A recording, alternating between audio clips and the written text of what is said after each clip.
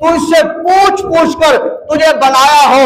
ऐ मोहम्मद बता मैं तेरी जुल्फें कैसे बनाऊं, ऐ मोहम्मद बता मैं तेरी आंखों को कैसे बनाऊं, ऐ मोहम्मद बता मैं तेरी जबान को कैसे बनाऊं, ऐ मोहम्मद बता मैं तेरे होठों को कैसे बनाऊं, ऐ मोहम्मद बता मैं तेरे हाथों को कैसे बनाऊं। फरमाया लगता ऐसा है कि अल्लाह ने तुझे हर ऐब से जो पाक बनाया है, करीम खुदा ने तेरे से पूछ पूछ के बनाया होगा।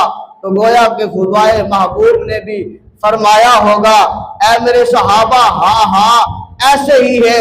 जब अल्लाह बना रहा था तो मैंने अर्ज किया, मौला मुझे ऐसा बना कि जमीन पर चलूं मैं, तस्वीर तेरी हो, जमीन पर बोलूं मैं, बात तेरी हो, कलाम मेरा हो और कुरान तेरा हो। ऐ महबूब फिर ऐसा ही होगा। तो अल्लाह ने महबूब को इतना प्यारा और हसीन बनाया है। तो दोस्तों, बुजुर्गों, नौजवानों, कल 12 रबीउल अव्वल है, हजूर अलैहिस्सलाम की विलादत बा सआदत का दिन है।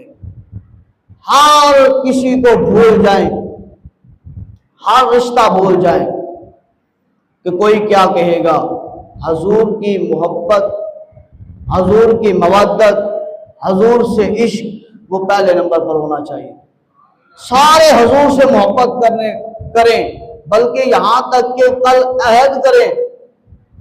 क्या अहद करें कि अगर कोई बंदा गुनाह करता है, अगर बंदा जिना करता है, शराबखोर है, अगर कोई बंदा सूदखोर है, अगर कोई बंदा लेन देन में, नाप तोल में कमी करने वाला है, अगर जालिमों का साथ देने वाला है, अगर दाढ़ियों को कटवाने वाला है, अगर नमाजों को छोड़ने वाला है, अगर कुरान को नहीं पढ़ता, वो इनमें से ये इरादा कर ले आज मेरे महबूब मोहम्मद की विलादत है, तो मैं आज अहद करता हूँ कि मैं सुन्नत रसूल को अपनाऊंगा।